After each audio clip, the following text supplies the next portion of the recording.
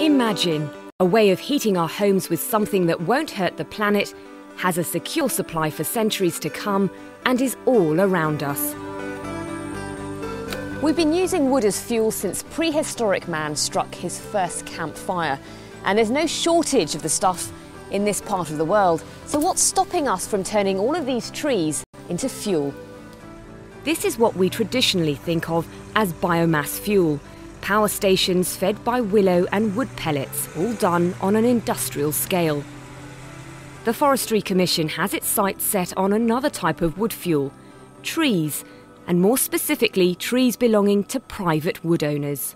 I've known this wood since I was a young boy. I've walked past it just about every day of my life, and I got a chance to buy it probably 2 years ago and took the opportunity.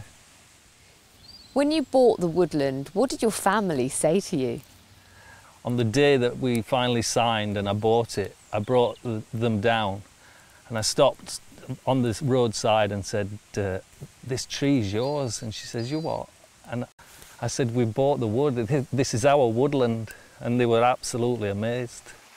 Andrew's a sculptor and was planning to use the wood to display some of his work, but he found it was more than just a pretty place.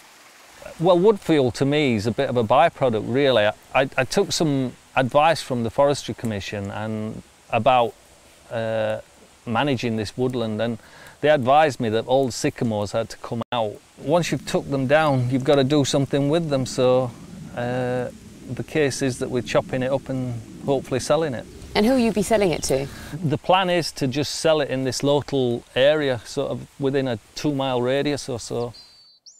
The demand for wood fuel is rising rapidly. The market's expanded almost tenfold in the last 5 years.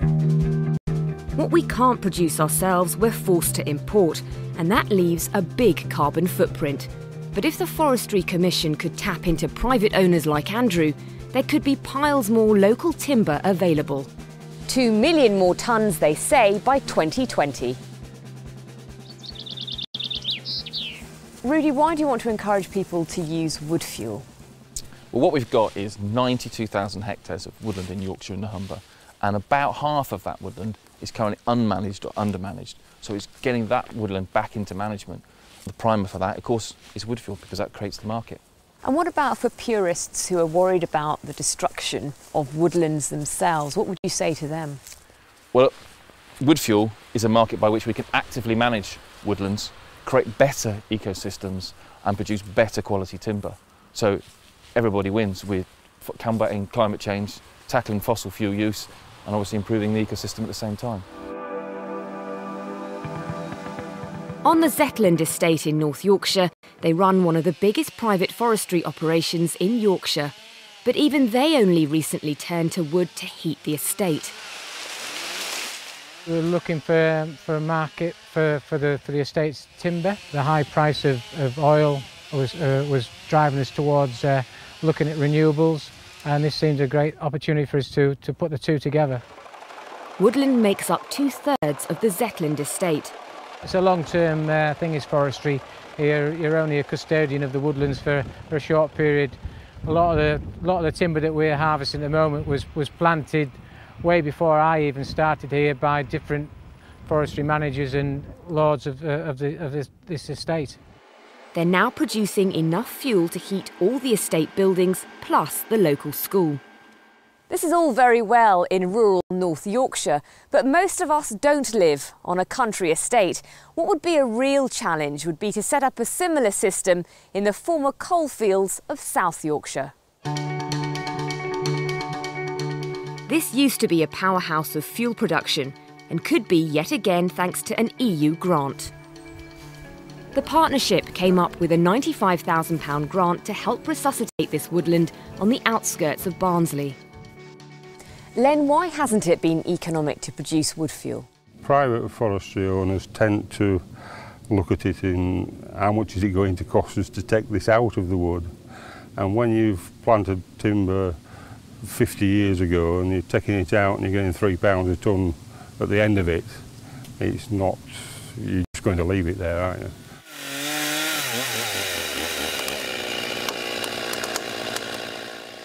we've been able to identify 290 something woodland owners within the South Yorkshire area, and then been able to approach those woodland owners and ask them what more they want from their woodland, how we can manage their woodland better, and help them by learning from European colleagues that are already active in managing their woodland more productively. They've set up a supply chain so that wood can be processed and used in the local area. We're lucky in South Yorkshire in that we've got a legacy of coal. We're used to solid fuel, we're used to handling solid fuels, we're used to storing fuel, using fuel, burning fuel. These grants are primarily to drive the wood fuel supply chain, which it is doing. It's now economic to thin woodlands, and at last we see some light at the end of the tunnel. I bought this wood with money that were earned in Barnsley area. I'm keeping it as good as I can for Barnsley area. And this is where some of Len's wood might end up. This wood chip boiler is heating 166 flats in the centre of Barnsley, the biggest community wood-powered installation in the UK. Well, coal has become expensive over the last few years, but we also wanted to reduce the amount of carbon that we were releasing from this site into the atmosphere. This particular type of scheme, district heating, is a very efficient form of heating, far more efficient than single dwelling heating systems. So it does work out very cheap in terms of its running costs. Turning forest owners into wood fuel producers could provide enough fuel to heat 250,000 homes, and in the process preserve our woodlands for future generations. I didn't realise until I bought this wood how important it is. Unless they're maintained and thinned out, they just become dead spaces. I don't truly believe I own it. I'm just the sort of caretaker of it.